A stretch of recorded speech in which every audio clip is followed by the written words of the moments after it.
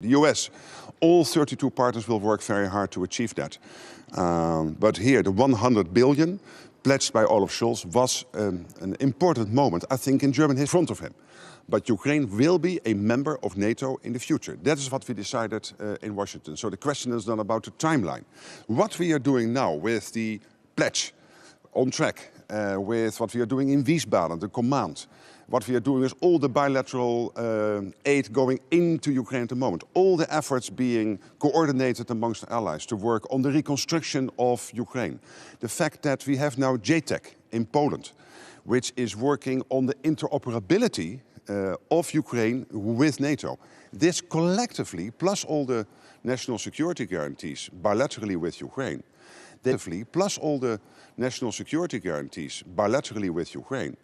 they collectively constitute a bridge to NATO membership. So then the question is exactly about the when. I cannot answer that now at this moment, but clearly we are working on all these tracks to make sure that indeed one day there will be a member of NATO. Mr. Secretary General. Question to ARD, please. Mr. Rutte, Morning. what are the points that you're going to focus on this afternoon with Mr. Zelensky regarding the victory plan? Well, first of all, what we always do is update each other. So I want to hear from him where he is at the moment, how he sees things developing on the Eastern Front with Russia. The situation in Kursk, obviously, this is always on our list. I will update him on the decisions being made in NATO, where we are on, as I mentioned, the pledge and NSETU, but also JTEC and all the other initiatives being rolled out at the moment. And again, stress in my conversation with him that he has to be absolutely assured that 32 allies are united in making sure that collectively we will do whatever is needed to make sure that Ukraine can prevail, that Putin will not get his way. Okay, Swedish television. Yes, Mr. Secretary General. Morning. Good morning. Good morning. It was a successful visit yesterday of your Prime Minister. I saw that. Yeah. I saw that. You were supposed to discuss strategy on Russia during the meeting these days. And clearly Russia is no longer to be called a partner of NATO. But what is it then? Is it an adversary? Is it an enemy? Is it a competitor? And why does this matter? When I had my first NATO summit in Portugal, we had President Medvedev, who was then president. Then for political reasons, Putin was prime minister. But then President Medvedev in a meeting with NATO and Russia.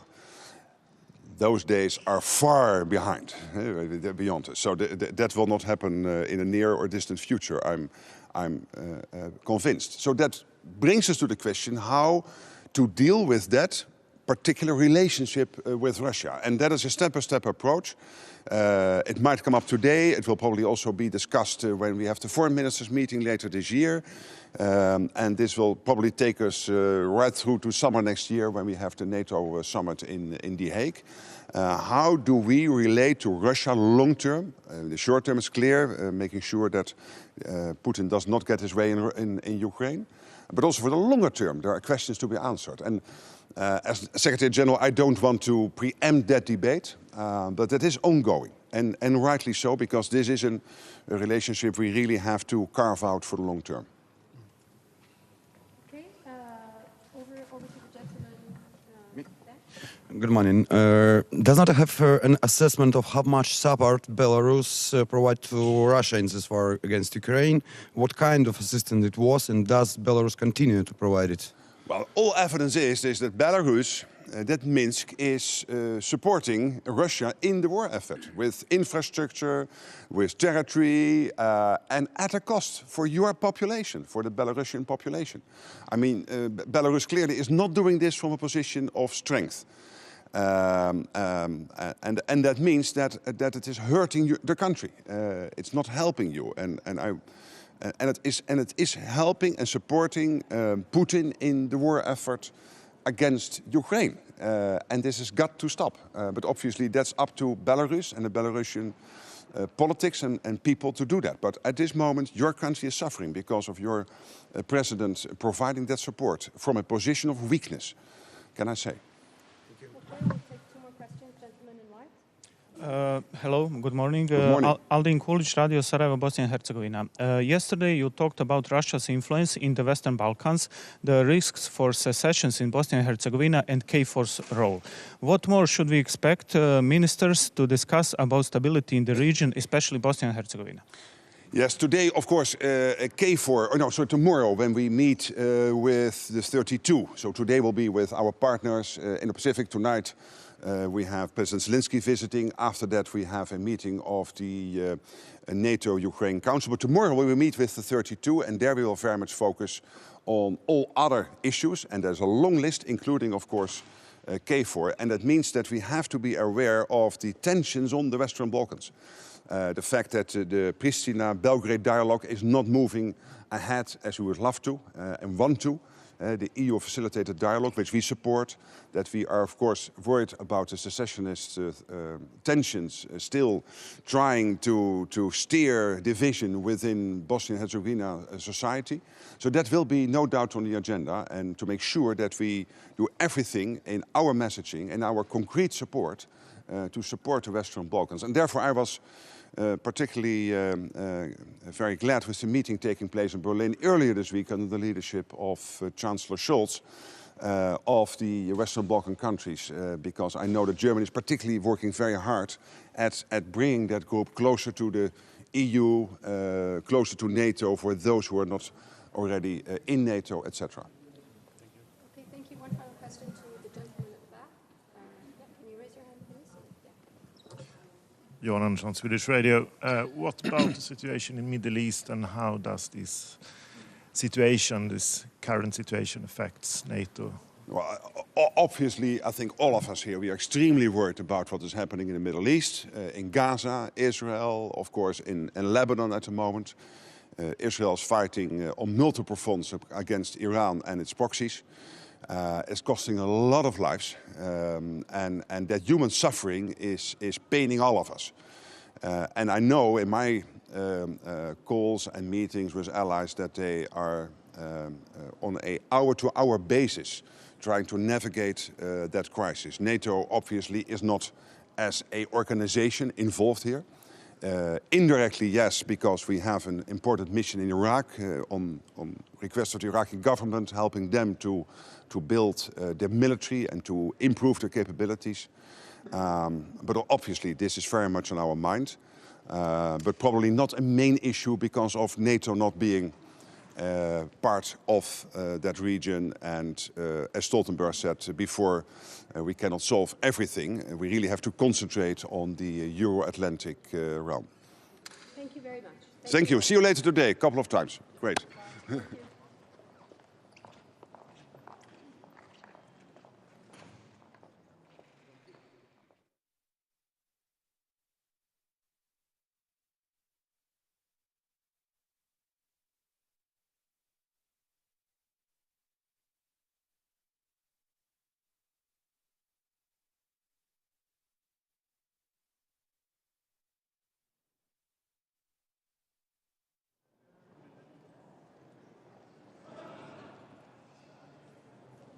Good morning. Good morning. I'm very much looking forward to my first Defense Ministers meeting of NATO under the leadership of our new Secretary General, whom I of course know very well personally. I'm very much looking forward to continue our cooperation. I think the support to Ukraine is a key priority for these days.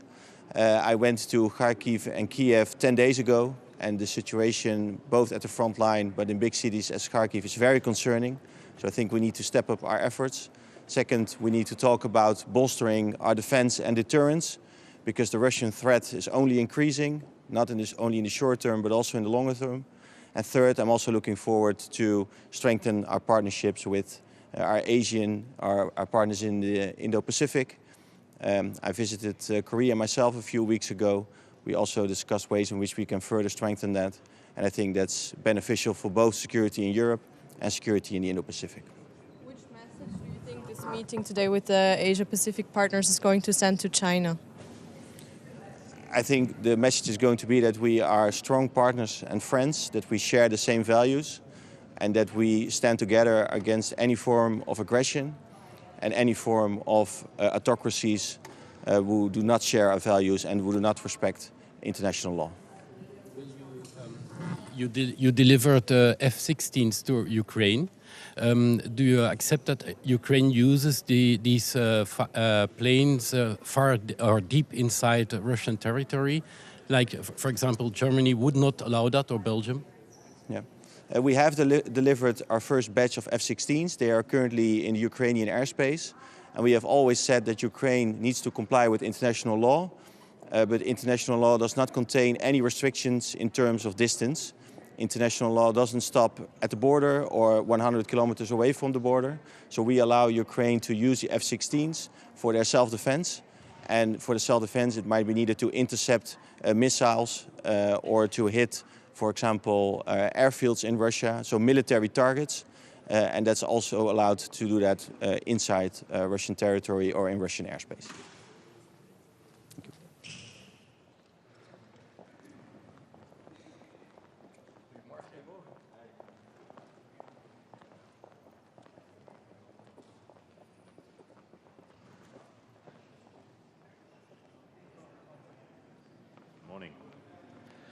Good morning, everyone. So it is an important day here in NATO headquarters because we have also later today NATO Ukraine Council. I believe this is the biggest and main topic today because we will discuss, of course, President Zelensky's victory plan. For me, it is good to see that in this victory plan we see most of these elements what Estonia has been talking about a long time already. And the main focus of this is that Ukraine will win this war, of course, and territorial integrity, more help, more military support. So I really do hope that this will not be only a plan on the paper, but we will see next steps. We will see what we will do as next. And I really do hope that we will have the opportunity also to discuss with President Zelensky and Defense Minister Umerov all these possibilities, how we can increase and speed up the military support to Ukraine. Secondly, what is important for us from Estonian perspective is that we are signing today a roadmap for next 2 years with United Kingdom, how their footprint will be in Estonia. We know that they have allocated a brigade to Estonia. We know that British troops will increase their presence in Estonia regarding the equipment, regarding the capabilities, and we will inform, of course, and then publish a press release later today. But from bilateral cooperation, this is very important, and it's very, very important that also French troops are part of this this agreement. Thirdly, of course, we start today with the partners. For me personally, it is very important that the partners are on board. The situation in Asia, South China Sea, and in the neighborhood is still quite tense. And we hope to get some more information, and we see how Russia is increasing their cooperation with North Korea and China. And this is why I believe that our cooperation with Japan, with Korea, with Australia and New Zealand is very, very important. So it's a milestone event because we have never had before such an event. And last but not least, fourth topic for me, I'm very happy to announce that Sweden will officially join the IT coalition in support for Ukraine. You know that Estonia and Luxembourg are leading the IT coalition, and this is very, very important that we have more and more countries joining the IT coalition. And now we try to get also more speedy process from NATO headquarters, specifically NSPA, so NATO Procurement Agency.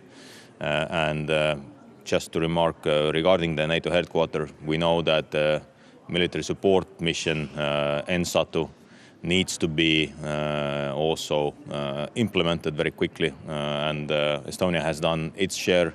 So we have given our our officer to this mission, and we have also fulfilled our obligation. What we said that we will help Ukraine with military support at least with 0.25% from our GDP this year. So these 4 topics. Question.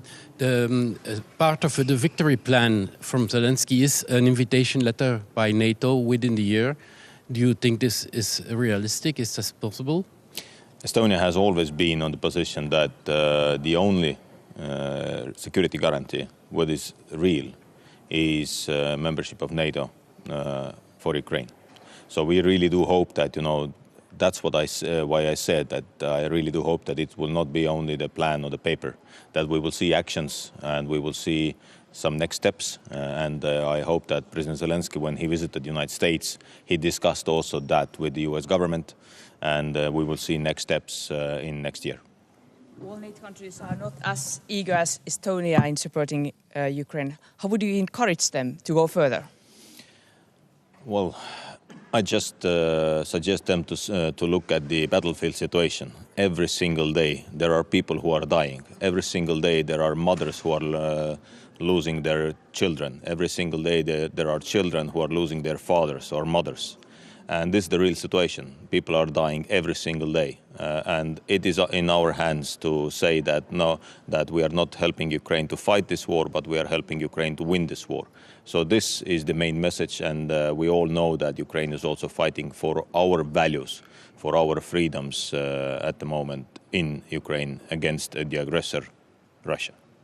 On the meeting with the AP4, what is the strategy to go forward with China, who has somehow become involved as well in the war in Ukraine by delivering dual-use goods, for example? Well, definitely this is one of the biggest challenges we have, because we clearly see that China is playing on both ends. China is cooperating with Russia in the same or at the same time they don't want to lose the connection to the West, to the United States. So definitely it is very important that we keep this in mind, that we need to also pressure China in order to not to help Russia, because these are the values we are standing for. We are standing for the freedoms. We are standing for the free press. You are here today, so we don't see that in dictatorships. So let's see how it evolves. It's definitely a challenge for all of us, and this is why also we have this meeting today with the partners to get their opinion, their view on the region more closely. Danger that we come back to a kind of Cold War situation with blocs, Iran, China, Russia, North Korea on the one hand, and then the NATO allies on the other? I see that Russia is moving in that direction, that they are trying to form that kind of axis of evil, or that kind of composition of countries which will be against the freedoms, against the free world, against the democracies. So this is why it is very important for us to be united, for us to be as one, and not to let this happen, that the free world will disappear. Yes, last question, because there is someone coming. Hi. Today, the Secretary General will lay out that of what NATO has promised for this year, half has been delivered. Is that a high enough ambition for you, simply to say that keeping this at current levels and delivering on the schedule that you said you would, is that enough to put Ukraine in this strong position that Zelensky needs to possibly negotiate at some point for an end to the war? We've always been saying that we need to do more. This is why we came out with the victory plan from our side, or the victory strategy for Ukraine. And in this paper we said that it has to be at least 0.25 from each country's GDP. When each country would do that, then we would have around 120 billion annually. But we are not giving, or we are not getting even half of that. So of course we need to push forward, and at the end of the day we have to support Ukrainians, and we have to support implementation of that victory plan what Zelensky has offered. Thank you.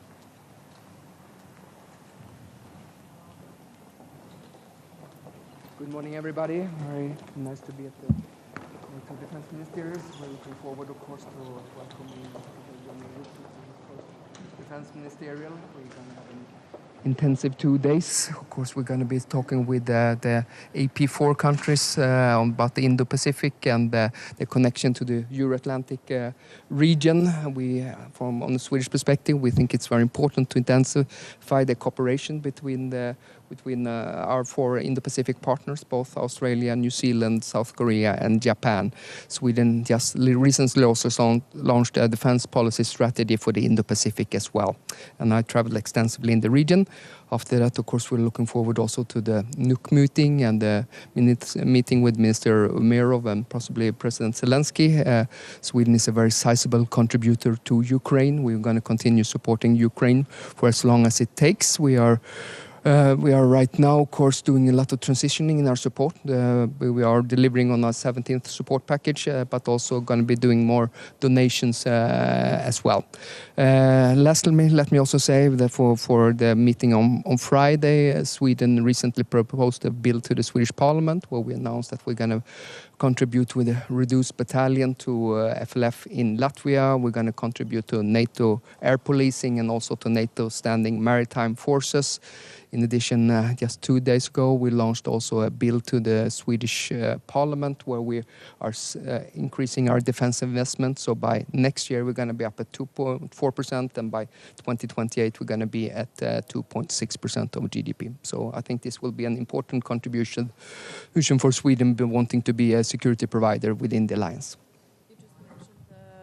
Burden sharing, and the US yesterday explained that actually to live up to the deterrence targets of NATO in the upcoming years, the allies would have to step up and possibly contribute 2.5 or 3%, even 3% of GDP. Do you think this is realistic, given that now only 23 allies have even achieved the 2% target?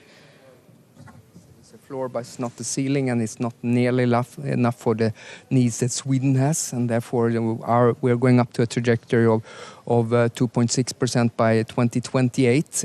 We, of course, now when we present this defense bill, everything that's in this defense bill will be making sure that we also can have a better capability to live up to the capability targets. The capability targets are demanding and they're ambitious, but they have to be that. A top priority for Sweden is to make sure that the new regional plans that now are being drafted are executable. In the case of Sweden, we focus quite a lot on enablement, meaning focusing on logistics, maintenance, spare parts, both to have the ability to fight tonight, but also to have a stronger resilience into our armed forces. And we identified the numerous lessons, of course, from the battlefield in Ukraine that were also integrated into the Swedish armed forces. How realistic is the victory plan that Zelensky is presenting? He wants to be invited by NATO for membership within the year. Is this possible? The victory plan, and we take note, we firmly stand behind the conclusions from the Washington summit that Ukraine is on an irreversible track on becoming a full-fledged member of NATO, which is important. Let me also say that we have many things to learn from Ukraine, both when it comes for defense innovation, and they have strong armed forces as well. President Zelensky also wants more security guarantees from NATO allies, even short of Article 5. If he walks away from here without additional security guarantees, doesn't that put him in a more insecure position? And what kind of support do you think he can get today? Remains to be seen. As I said, we welcome the plan, and it's going to be discussed tonight, and then we see how the discussions evolve. Of course, membership here and now is not an option because Ukraine is in the case of war. Of course, we as you know, we were an invitee into the alliance, and we had very close collaboration with NATO as a partner, and we'll be glad to share any experience that we had from that process.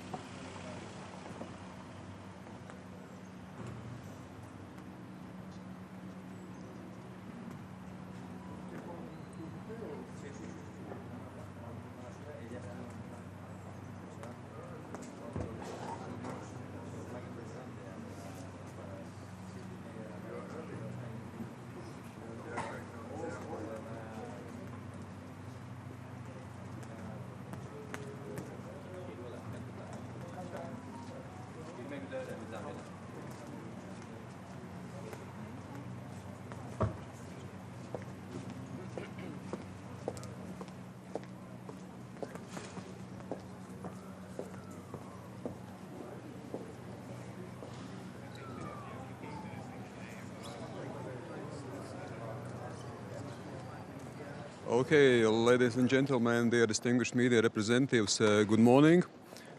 This is an important meeting today and tomorrow as well. Of course, there are important subjects timely to discuss. Also under new leadership of Secretary General Mark Rutte. I am absolutely certain that there will be continuity of the activities, the plans, the ambitions which have been already implemented under the previous Secretary General. And of course, it is important to continuously focus on defense and deterrence of NATO, on implementing regional plans, on, of course, implementing rotational model. It's extremely important for the eastern flank, also for Latvia, rotational model and protecting our airspace. Of course, it is important continuously to support Ukraine until victory. We underline the importance of Ukraine using all assets, also Western assets, NATO assets provided by NATO members, also to target legitimate targets on Russian territory. Ukraine has absolute right to self-defense, and that's why also this is absolutely legitimate. And of course also important to discuss what happens more globally, including in Indo-Pacific, also what are the Russia's activities, how we can contest, constrain, challenge also those Russia's activities, because of course it is also about hearts and minds and interests more globally. So that's why Indo-Pacific is also a very important field of strategic interest for NATO. The frontline countries have been asking for more NATO clarity on what to do about airspace incursions. Yep. You're talking about putting up a wall of drones, things like this. But what do you want from NATO? More air defense, but also more political guidance on what they intend to do when there are, for example, the armed drones that crashed in the country? Absolutely. We have experienced a serious incident. Incursion by Russian Shahed drone on Latvian soil and Latvian airspace, and we must remember that Latvian airspace is NATO airspace. Crossing Latvian border, it's crossing NATO airspace and NATO border. So that's why we have committed ourselves to defending the NATO territory from first inch, and it means also first inch in air. That's why absolutely it is important that we strategically and politically move forward with those ambitions and commitments which have been made. It is about rotational model, implementing those rotational model. On eastern flank, we see that there are also the necessity to upgrade air policing to air defense mission. That it's not just about dealing with Russian jet fighters, but also, as we see, with such objects as armed drones. So it is about NATO credibility. It is about credibility, how we are able to respond. I think we already made some adjustments. Eastern flank countries have made a very clear statements in this regard. B9, Bucharest 9 meeting was just recently taking place, and also there was underlining importance of dealing together. So it means that we should implement those long-term already ambitions and commitments immediately to react right now, and also to adjust to the new challenges. And drones absolutely are new challenge as well. It's a new reality, and the war is closer than it seems. But do you want them to be shot down? Do you want NATO to be prepared in NATO airspace with the air mission to shoot them down before they possibly land on a Latvian village? Is that what you're asking? We believe that, of course, once it crosses NATO border, first of all, it must be detected clearly, and then, of course, it is allowed, the circumstances allows, it should be intercepted, basically being shot down. On the victory plan of President Zelensky, how realistic do you think is his demand to get an invitation for NATO membership within a year? I mean, of course, we will see also the more detailed plan, but we support the victory plan. We believe that Ukraine must have victory against aggressor country. It is for all of us important. It is about wider repercussions, implications. If we don't invest in supporting Ukraine as much as we can, as long as it takes right now, of course, the costs will be higher in the future. So that's why implications of what we do right now are extremely important. Latvia has supported the NATO membership for Ukraine, but at the very end, it is about 32 members of NATO which should unanimously also agree on NATO membership. So the dialogue, the discussion, the conversation within alliance also goes on. Latvia has a clear stance in this regard. Some NATO members don't allow Ukraine to use the weapons that are delivered deep inside Russia, like, for example, Germany. What is your position on this? Well, I already stated my and our position, and it's very clear. It is that Ukraine must be allowed to use weapons provided also hitting legitimate targets on Russian territory. If President Zelensky walks away without anything new, given his presentation of the peace plan, is he in a more insecure position than he arrives in Brussels? Well, I believe that it is a continuous dialogue. It is a continuous search also for what steps we are making. Yes, we are 32 members of NATO. Of course, there are diversity also sometimes of the detail, but I think it is always very clear that there is no diversity in terms of the clear understanding how important it is, what takes place, what Ukraine is fighting for, and that support must be provided. Yes, then in details, we see that there are different opinions sometimes how specific steps must be taken. We must also remember that already back in Vilnius summit, the NATO membership for Ukraine, it was agreed when conditions allow, when allies agree. So allies agree is an important part of this. But then again, what we see strategically and clearly in Washington summit, irreversibility of Ukraine's path to NATO. So I think it was very clearly stated. Yes, so now already we discuss more about details, how we make this irreversible path as soon, as short as possible. One of the biggest partner in drone coalition for Ukraine. Yes. Are you looking for buying some Ukrainian product drones for your army? Maybe you're interested in it. It's important for our industry to know that we have some partners who are ready to buy our production. We have, of course, very close partnership with Ukraine in this regard. So yes, it's a co-led, the drone coalition is being co-led by UK and Latvia. And Latvia, of course, puts a great emphasis and effort in the success of this coalition. We are also in continuous dialogue with our Ukrainian counterparts, what is exactly needed. We see that there are several ways how to provide and contribute to the success of the drone coalition and the primary goal, of course, the success of Ukraine fighting for its independence and freedom. And there, of course, are the bilateral donations by nation states, by local industry. There is a specific fund which is also open for wider procurement. And there are also drone coalition members which are investing directly into Ukraine. So that's why, of course, we strongly encourage to move forward with all those activities. And Ukraine must be on board very actively involved. Ukraine has I think, immense experience in drone warfighting. I think we can also learn a lot from what Ukraine is doing, also in terms of developing technology. So I see this is a long-term cooperation project, and I would say the mission and ambition for a long term for us to cooperate, and also, of course, to take into account what are the experiences, technologies, know-how of Ukrainian soldiers, Ukrainian industry, Ukrainian innovation. Donald Trump seems to be confident to have the ability to end the war in Ukraine in 24 hours. If he was elected president in 2 weeks, how would that affect NATO relations and more broadly the world order? Well, of course, the elections in U.S. are very important. The U.S. is indispensable in NATO security and defense and deterrence. Efficiency and strengths. Of course, it is also very important, indispensable, integral part of supporting Ukraine in its war effort, in its fight for freedom. So that's why, of course, we look very carefully. At the same time, we must remember that now we speak about a pre-election campaign. Of course, there are different information and campaign slogans are coming out.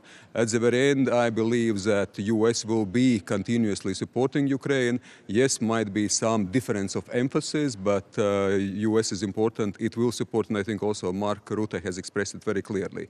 We move forward with any administration.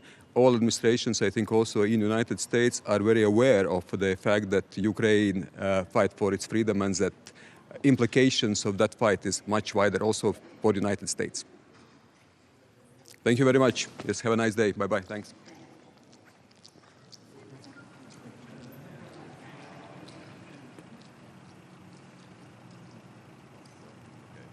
Okay, good morning to you all. Important 2 days ahead of us. First of all, for Finnish perspective, we think that the defense and deterrence is our top priority in this meeting. we are seeing good progress in the NATO's strengthening the deterrence and defense sector. We still need a lot of new work to do on that sector, more troops, capabilities, investments, and we have to do it fast. There's no time to waste. And of course, these days, one top priority is also the Ukrainian support. We need more support to Ukraine, and NATO has to deliver what we have promised also. And that's why we have to also do a lot of work today on that sector. And third pillar is our partners, global partners.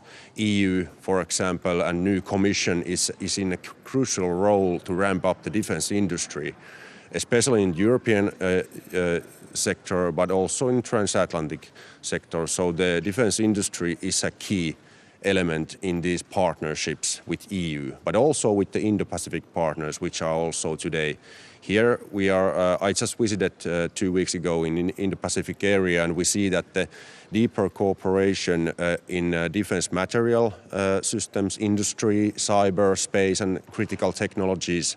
There's a lot of potential in future years. Not only with Finland, but we see that all the NATO countries with Indo-Pacific partners can do a closer cooperation in those fields. But thank you.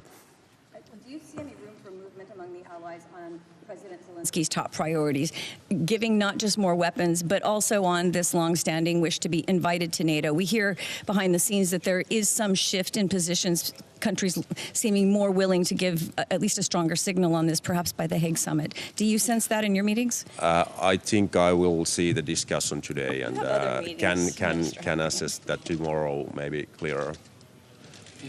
If Zelensky leaves Brussels without any new promises, that would be seen by Putin clearly as a kind of that Putin is winning. Can you give some new promises to Zelensky, as on weapons as well as on coming forward with membership? Well, I'm not starting to speculate on that. I think that the NATO countries are quite united and strong to support Ukraine, but the key problems are now in the defense industry capacity and the pace what we can do to ramp up the defense industry, to give more weapons and ammunition to Ukraine. And even though we are seeing that Russia is now benefiting the situation from the Middle East, because there is a war and the United States have to participate in that field in somehow, maybe in a longer stance also. That's why European countries must ramp up the defense industry quite fast. Finland has a direct border with Russia. Do you feel enough supported by NATO countries to protect this border, also from hybrid attacks? Well, first of all, we are really happy to see the progress, what's going on in the Finnish integration to NATO. First of all, we have strong our own army. That's why we are a little bit in a different position than other countries in the eastern border. But still, we are getting this land command component, and that's going in the right track and in a good pace also. And we are getting this forward land forces concept, and that's also under the negotiations, but still I'm really positive about that progress. And also the points of view about the allied countries, how to secure also the northern parts, the new northern parts of the alliance, Finland, Sweden, and the High North area. We are having a meeting with the High North countries today, and we are discussing this High North agenda today. So that's in a key priority for Finland, but we are really happy to see that all the NATO countries are also seeing that the High North area is valuable and crucial for the whole alliance. What can you tell us about the discussions on the FLF troops during this meeting? What kind of meetings will you have on that, and maybe with Sweden also? Well, we are having bilateral meetings in this meeting, but also in other cases. So in this meeting, we are having these top priority things: the NATO's overall deterrence situation and the Ukrainian support and these. But overall, I'm really positive and optimistic about the FLF project. It's going on the right track. Ukraina tulee tänne pyytämään apua ja kutsua NATOon. Mitä muuta NATOlla on nyt tarjota kuin kannustusta ja puhetta? Hehän eivät voi lähteä täältä pettyneinä. Me tiedetään että Ukraina tarvitsee konkreettista apua ja Suomi on antanut 25 aseapupakettia, 2,3 miljardia euroa arvoltaan ja tulemme jatkaa vahvana tätä tukea. Ja me toivotaan tietysti, että kaikki maat antaa vahvaa konkreettista aseapua ja tukea. Ja Ukrainalla on tiettyjä esityksiä, joita jokainen maa varmasti yhdessä arvioi. Uskon, että se henki tällä hetkellä on se, että kaikki tietää, että on kriittisen tärkeää antaa kaikki se apu, mitä Ukraina tarvitsee. Vasta sitä kautta syntyy sit edellytykset rauhanneuvottelulle oikeasti. Entä tuo psykologinen tuki, joka tulisi mahdollisesti tästä kutsusta? Oletteko te valmis lähettämään sellaisen? Me arvioidaan näitä yhdessä ja se on tänään mielenkiinnolla odotetaan tietysti puolustusministeri Umerovin tapaamista. Mulla on kahdenvälinen tapaaminen Umerovin kanssa iltapäivällä ja sen jälkeen illan kokous Umerovin kanssa ja ilmeisesti Zelensky myös tulee siihen kokoukseen mukaan. Miten muotoilusti vielä tämän, että onko se kutsu mahdollinen tai realistinen sinne Haagiin mennessä?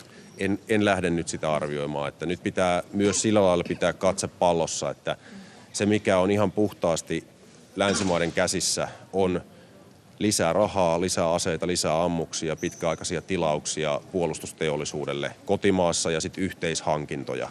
Ja näissä tarvitaan tietysti EUn tämä tiivis yhteys. Sen takia EU on nyt keskeinen NATO-kumppani tässä Ukrainan tuessa. Kiitoksia.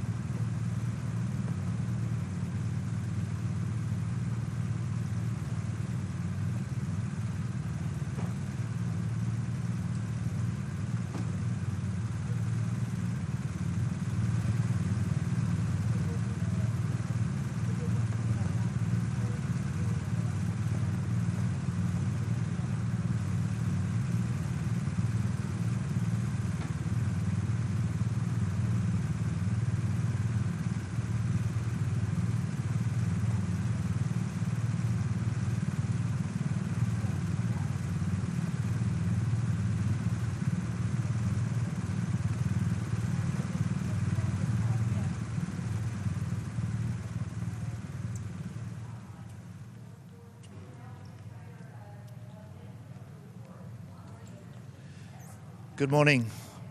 I'm John Healey. I'm the new UK Defence Minister.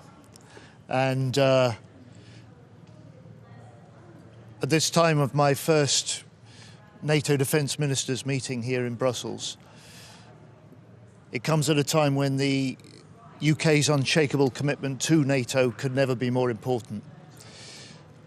And at a time of growing Russian aggression and increasing wider threats, today we will make the commitment to reinforce NATO's eastern flank with a new plan alongside Estonia for our forces there. And we will make a commitment, a UK commitment, to bolstering the future of Europe's defences, leading a new initiative to net together the European air defence systems and to work together with other European allies to develop long-range missiles. This is part of the UK's new determination to work more closely with other European allies on security for the future. And Europe's security is guaranteed by this NATO alliance. Thank you. Yes. What are your thoughts on Ukraine's victory plan that was introduced by President Zelensky? Is it realistic to implement? I'm pleased that President Zelensky came last week to London to brief me and the British Prime Minister on the victory plan. It's very important he's here in Brussels to brief NATO defence ministers today. The message will be quite clear. We, as Ukraine supporters, must do everything we can to step up our support for Ukraine in the weeks and months ahead, to put more pressure on Russia, to ensure that Ukraine can prevail, because the defence of Europe starts in Ukraine. They're fighting for the same values and same beliefs and same freedoms that we prize, and we owe them that duty to stand with them for as long as it takes. What can you give President Zelensky on his way home? What new promises can you provide? Well, we've been a UK government for just 3 months now. On day 2 in my job, I was in Odessa with President Zelensky because Ukraine is a first-order priority for me as the UK Defence Secretary and for the UK government.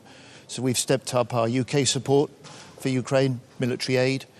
We've stepped up the production of fresh weapons, including air defence systems, which the Ukraine are asking for. And we've also struck a new treaty for export guarantees and industrial production. And in that way, like other allies together, we can help with the provision of military aid now and the production of what Ukraine needs in the weeks and months ahead. Today is also the meeting of the AP4 countries together with the allies. Which strategy should the NATO adopt here together with its partners when it comes to China, who has become militarily involved also in the Ukrainian conflict? Look, I'm delighted we've got the 4 defence ministers from the IP4 here with us today at NATO. It stresses for me 2 things. First of all, that the security of the North Atlantic is indivisible from the security of the Indo-Pacific. So the concerns about the Indo-Pacific are also concerns for NATO nations. And secondly, with President Zelensky here, some of the staunchest supporters for Ukraine's fight for freedom have been countries like the IP4 that are not in the NATO area, but in the Indo-Pacific area. They're fighting and they stand for the same freedoms and values that we do. And Ukraine's fight is also their fight. Thank you very much. One last question.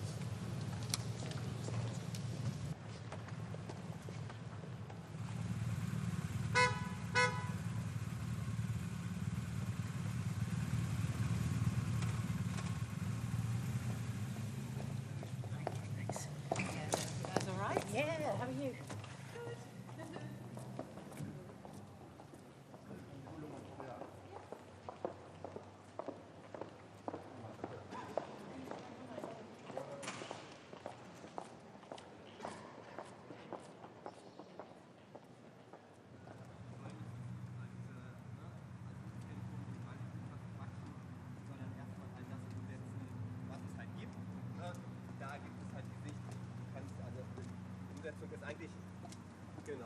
2 Jahren vorgesehen und da sagt Deutschland jetzt irgendwie, wollen wir das noch schneller machen?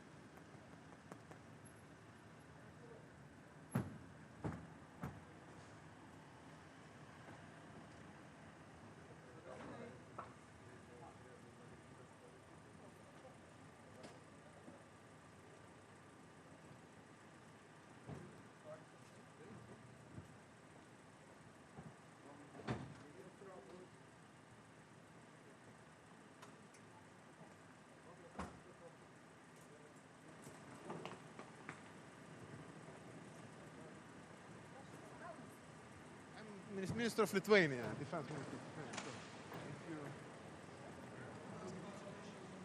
Belarus border. Do you fix any activity of Belarusian troops, or how it looks the situation with the illegal migrants on your border? Illegal migration now, the situation is quite stable. I think we implemented the tools who let us stabilize and control the situation. Now we have a new phenomena which is connected to smuggling. We're using now not the drones for the smuggling, but the meteorological balloons.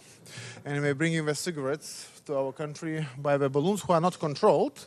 But anyway, we are like create the risk for, especially for civilian aviation.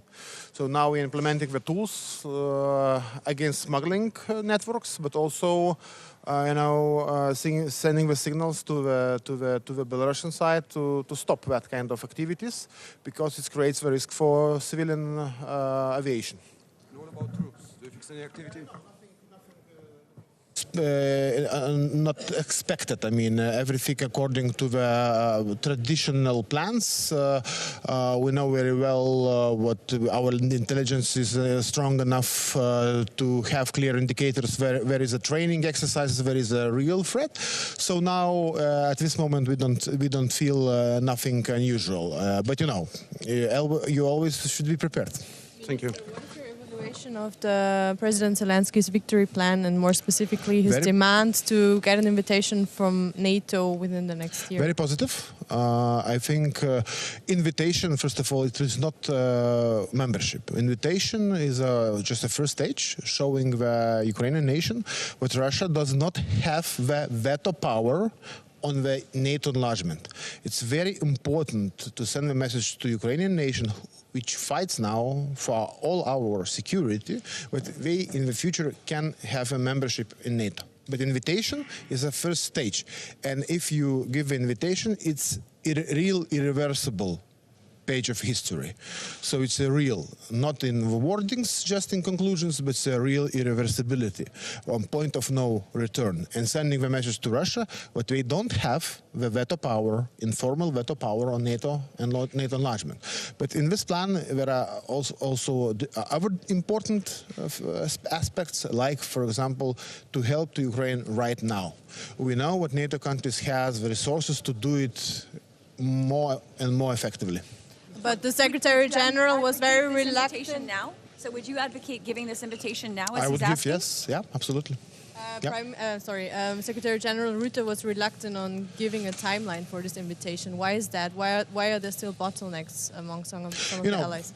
Many countries, many approaches, many views, and you need to find the common ground. We are Baltics, with Lithuania, we understand the situation, and we have, if we want to stop Russia, if we want to break their military machine, you need to support Ukraine. And it's the best way to break this machine. If you want to push Russians back from the NATO territory, from even idea to test NATO, the best way to do it is support to Ukraine in every means. It's military support and also political support as invitation to NATO. Victory plan from Zelensky, it looks like he's putting now responsibility for victory or for success in the hands of Western world. Is it right to say it's now your responsibility? I think the real situation about the Ukrainian nation is fighting and dying. For their independence, but also, as I said, they're pushing back Russians every day. Every day. You can imagine if it will be de facto frozen, how Russia can be reestablish their powers and to try to test in some years even NATO territory. So Ukrainians are fighting for our security too. That's why it's quite normal to ask for support, at least with lethal support. And of course to give all permissions to hit the targets inside of Russia if it's connected to with military aggression on Ukraine. What we are doing, we don't have long-range missiles, but we have the resources allocated and now negotiating with Ukrainians for the contract their ballistic missiles who can hit Russian targets. So we will invest into the Ukrainian defense. So this is one of options. If you have some restrictions, what you can do, you can invest into Ukrainian defense industry and don't have any internal red lines. What would you like to see NATO do in terms of air defense of the front line of your country and the Baltic states, given the increasing number of incursions, including of armed drones coming into the NATO airspace? We have confirmed in Vilnius, now reconfirmed with additional details in Washington summit, the rotational air defense model, which is to the all eastern flank, but especially to the Baltics. So we had one success story, and I want to thank Netherlands, who deployed the Patriot system, which were plugged in Lithuanian air defense systems with NASAMS systems on summer, and we had good training, and I think it was a good experience. And now we are working on such kind of trainings could be more and more and more. So we are talking with many now NATO countries to deploy at least for trainings, at least for a short time, via ground-based air defense forces. Also, we are investing in ourselves. Just last week, we signed 2 new contracts on mobile short-range air defense system with Swedish Saab on M-Shorets, and also NASAMS. It's a third battery which we will have in Lithuania, a new contract we signed with Norwegian company Kongsberg. So we're investing a lot ourselves, but would like to implement also rotational air defense model with participation of other NATO countries. The number of incursions is still rising, even with all of these measures you're taking. So what needs to be done? You know, it depends on the incursion. You know, so if you're talking about Shahed drones, so there are tools how when you detect them, there are tools how you can destroy it by a fighter jet, or using some more softer arms from the ground. So it's also lessons learning from Ukraine. We know what to do. I mean, so we're investing a lot of nationally, but if you talk about cruise missiles, if you talk about ballistical missiles, different planes, jets, which is coming from adversary. So air defense model with Patriots, SAMP-T, NASAMS, IRIS-T works well. When it comes to supporting Ukraine, EU-NATO partnership is, of course, very important to coordinate also the efforts. There's a Lithuanian candidate now to become defense commissioner. Yeah, how do you think today, So how do you think that Kubilius might influence also this partnership or foster further partnership between you and NATO? He will influence it very positive way. I'm sure about that, because I know him, former prime minister of my country. He's a strong politician. Now he challenged for him to take this portfolio, which is quite just empty, and to put the instruments into that.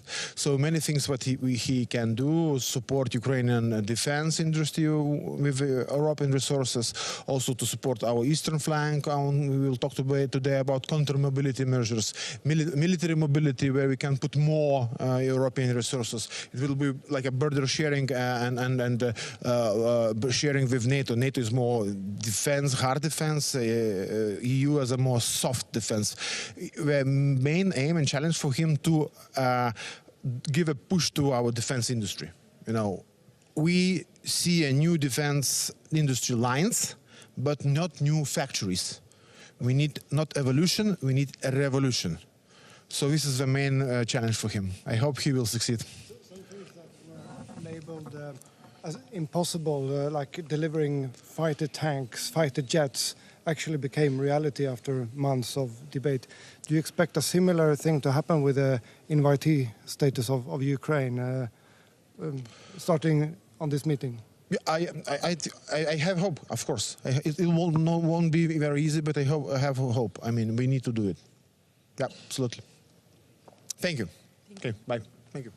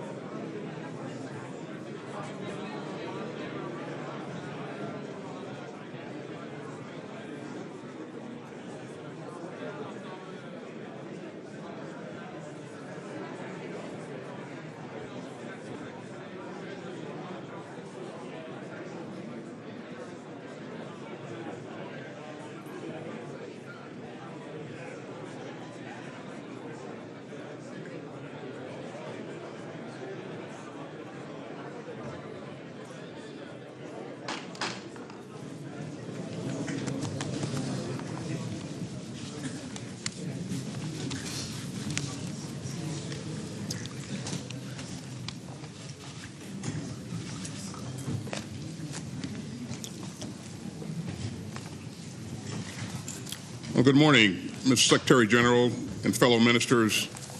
It has been 10 years since a dozen countries mobilized in the global coalition to defeat ISIS. By the end of 2014, that coalition's membership had grown to more than 60 countries. Today, our coalition is 87 members strong. About a third of those members contributed forces to the coalition's military campaign, Operation Inherent Resolve. I was proud to help lead that fight in uniform as commander of U.S. Central Command. And I'm glad to see those valued partners represented here this morning. By working together, we achieved tremendous success against a cruel terrorist adversary that in 2014 had seized a vast swath of territory across Iraq and Syria.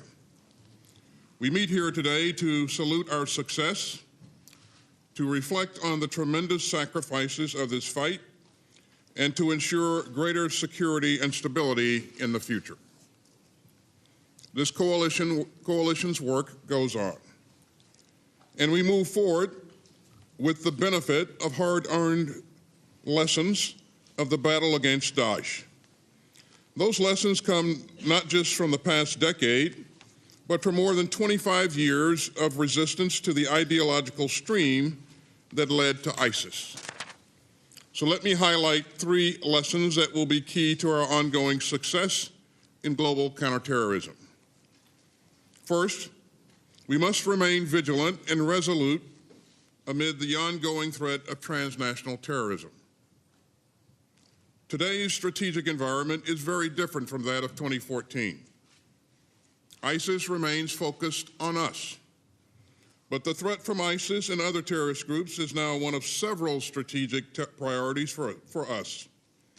We're tackling a range of key challenges, including bullying from the People's Republic of China and Russia's reckless invasion of Ukraine. But as we do so, we must not lose sight of the threat that ISIS still poses. So this ministerial underscores our shared vigilance and our shared resolve. Second, we have learned that our greatest strength comes from our collective response to ISIS. Like other global terrorist groups, ISIS plots to make us overextend ourselves. If any one of us were to confront ISIS in every region of the globe, we could exhaust our resources and our will, and that would play into their hands. But our coalition has undermined their strategy to outlast us. Together, we've shared the responsibility for the territorial defeat of ISIS in Iraq and Syria. And together, we have the global presence and resources to confront ISIS wherever it may emerge. And I should note that our discussions today about West Africa and Central Asia will focus on expanding our efforts to counter key ISIS affiliates. And that brings me to a third lesson, which is the importance of adaptability. And over the past 10 years, we have continually re-evaluated the threat posed by ISIS and adjusted our strategy to most effectively counter the group's resurgence. Last month, alongside our Iraqi counterparts, we announced the phased transition of Operation Inherent Resolve. We'll talk today about what that process means for the military mission and for our ongoing security partnership with Iraq. And meanwhile, key ISIS affiliates beyond the Middle East pose increasingly dangerous threats, especially ISIS Sahel, ISIS West Africa, and ISIS Khorasan. And just as we've adapted our strategy in the past, I look forward to talking today about coalition plans to counter those rising ISIS factions. For 10 years, this coalition has tackled the scourge of ISIS.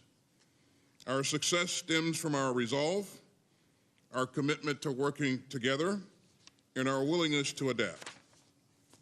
These core elements will remain at the heart of the next phase of our mission.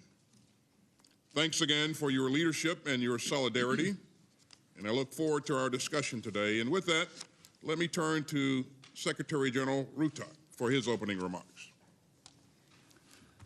Secretary Austin, thank you for organizing this Defeat ISIS Defense Ministerial. And I'm honored that we can host this important 10th anniversary event here at NATO headquarters. And I believe it is also fitting. NATO is strongly committed to countering terrorism in all its forms and manifestations.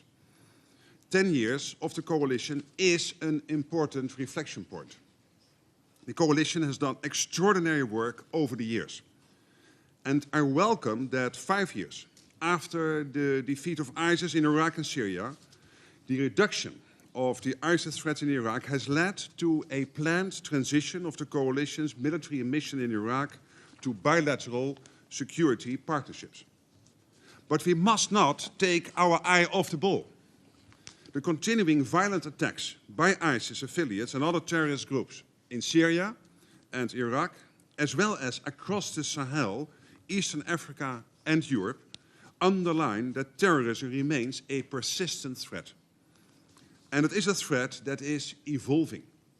There is an increase in lone wolf attacks. Terrorists are increasingly using new technologies.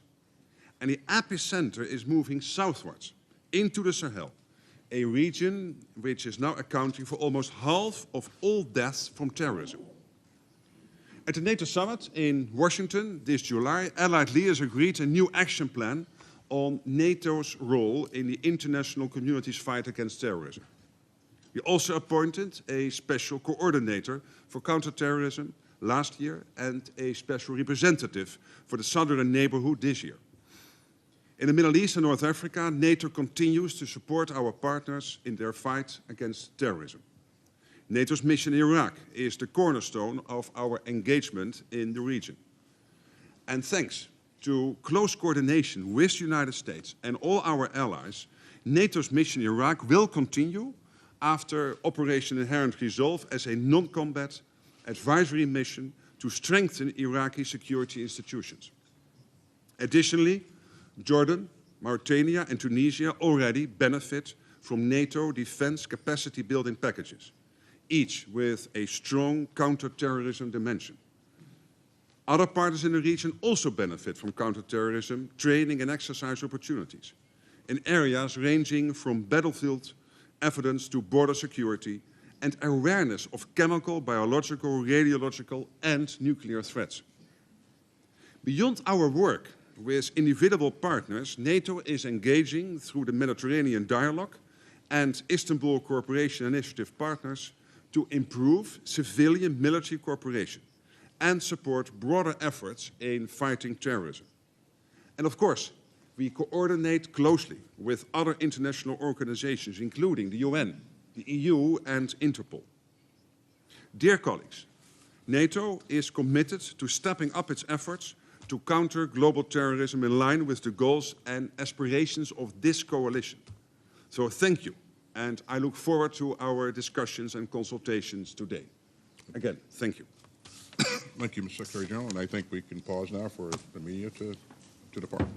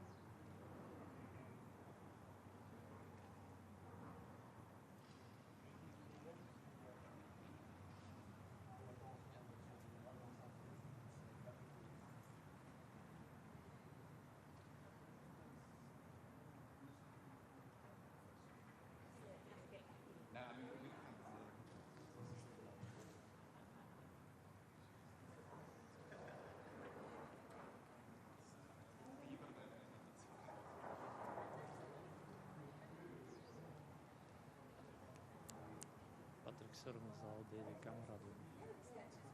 Ik kan naar de shoebox. Yeah, I know. Zie je wel? Yeah. Patrick, zit er in zijn headset op? Is goed, is goed, is goed. En als je nu 69? Ah, dat is goed. Test. Straks ging er niet op komen.